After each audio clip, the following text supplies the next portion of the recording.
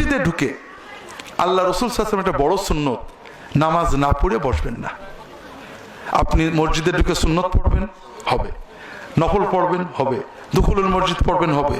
ফরজের জামাতে দাঁড়াই যাবেন, হবে। কিন্তু কোনো নামাজ না পড়ে যদি বসে পড়েন তো নবীজির একটা সুন্নত নষ্ট হবে। ঠিক, এটা ফরজ না, নফল, কিন্তু খুব গুরুত্বপূর্ণ।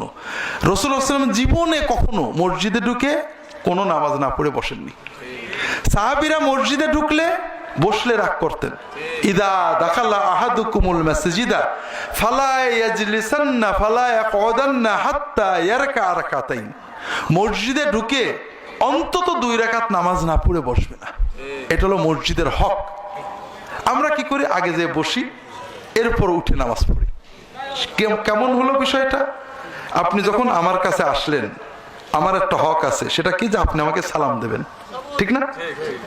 আপনি মসজিদে ঢুকলেন বা আমার মাজলিসে ঢুকলেন, আমার দরবারে ঢুকলেন, ঢুকে বসলেন, বসে কিছুক্ষণ কথা বললেন, হুজুর ভালো আছেন, হুজুর আমার জন্য দোয়া করেন।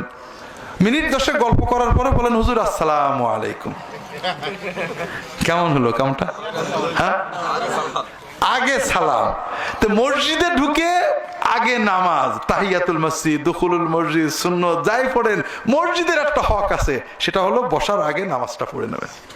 আপনি যে আগে বসলেন, বসে নামাজ পড়লেন। আবার বাঙালি নবীজির সুন্নতের উল্টো বানাইছে, মসজিদে আগে একটু বসে নিবা। লা হাওলা ওয়ালা কুওয়াতা ইল্লা বিল্লাহ। মসজিদে যে আগে নামাজ পড়ে বসতে হবে। নবীজি কি বললেন? নামাজ না পড়ে বসো না। হ্যাঁ, মাকরুহ যদি হয় ভিন্ন কথা, তখন তো আমরা বসবো, নামাজ পড়বো না, মাকরুহ। কিন্তু যখন নামাজ পড়ার মতো, আমরা তখনও যাই কিন্তু আগে বসি। বসবেন না। হয়তো বলবেন তো কত হুজুর তো দেখলাম বসলো।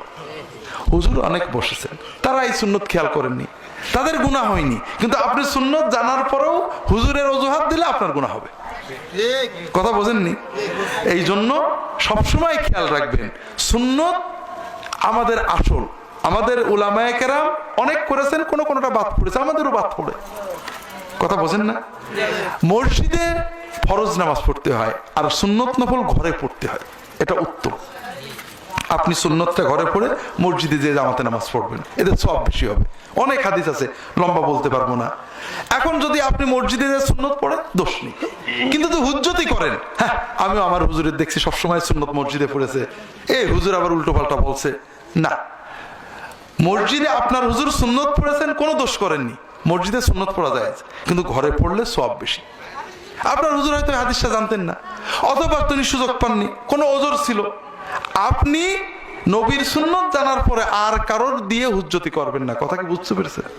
আল্লাহ তাআলা সবাইকে তৌফিক দান করুন, আমিন।